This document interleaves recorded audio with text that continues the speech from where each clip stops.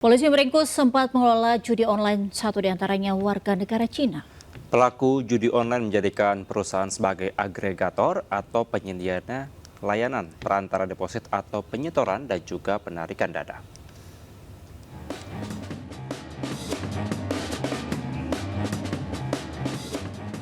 Direktorat Tindak Pidana Cyber Barreskrim Polri meringkus sempat tersangka pengelola situs judi online.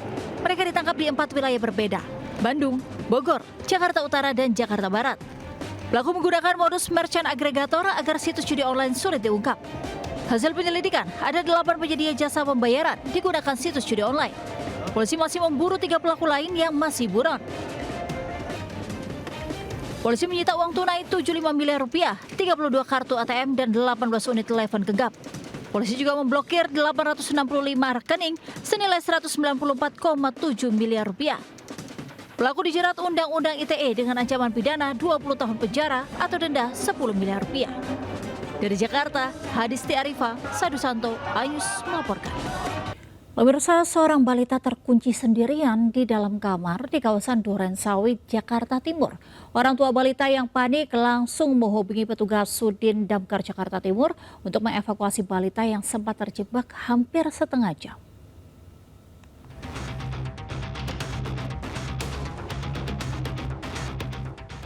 Para petugas pemadam kebakaran berjibaku membongkar sebuah pintu kamar di kawasan Duren Sawit, Jakarta Timur. Petugas hendak mengevakuasi seorang balita yang terjebak di dalam kamar seorang diri. Balita tersebut terkunci dari dalam karena diduga memainkan kunci kamar yang tergantung di pintu. Sekali lagi nih.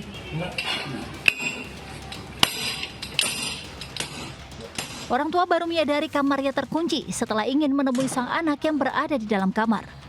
Orang tua sang balita yang panik langsung menghubungi petugas damkar.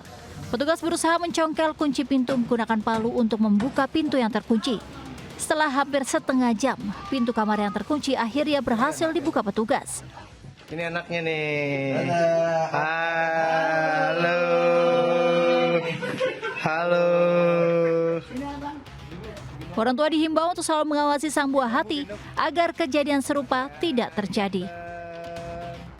Dari Jakarta, Rio Manik, Ayus melaporkan.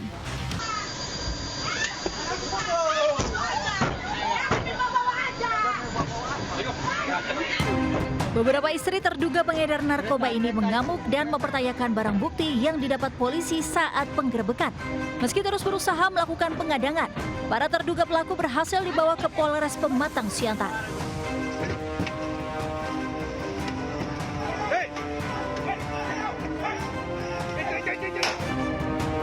Sebelumnya, sejumlah pria kabur saat Satuan Narkoba Polda Sumatera Utara tiba di Jalan Lokomotif.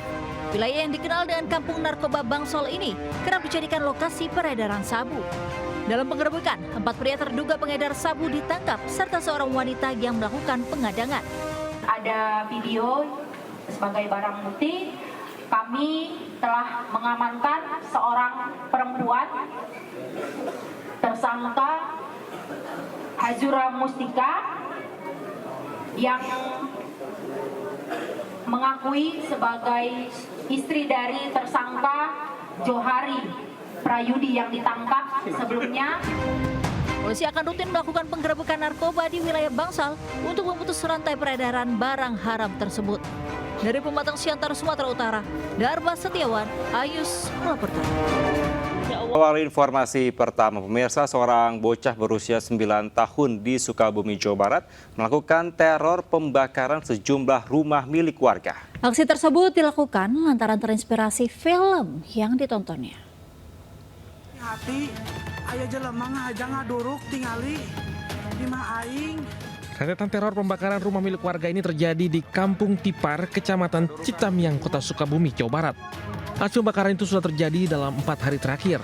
Terakhir insiden tersebut terjadi Jumat siang saat warga pulang Jumatan. Total hampir 13 titik rumah warga menjadi korban pembakaran. Tak hanya rumah, fasilitas umum juga menjadi sasaran.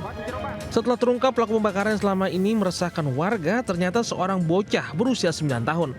Pelaku merupakan warga sekitar lokasi kejadian itu. Diamankan warga saat akan kembali melakukan pembakaran rumah milik warga lainnya. Usai diamankan polisi, anak tersebut mengaku aksi pembakaran dilakukan lantaran terinspirasi film action yang ditontonnya. Untuk motif ABH tersebut melakukan pembakaran menggunakan korek api gas karena iseng dan terobsesi oleh tontonan atau film yang ditonton di televisi. Setelah dimusyawarahkan dengan warga, kepolisian dan para korban, kasus telah diselesaikan secara kekeluargaan. Bocah tersebut juga sudah dikembalikan kepada orang tuanya namun dengan pengawasan ketat. Dari Sukabumi, Jawa Barat, Budi Setiawan, iNews melaporkan. Pemirsa, polisi menangkap 2 pelaku penyerangan di lingkungan rumah anggota DPR Ahmad Saroni di Tanjung Priuk, Jakarta Utara.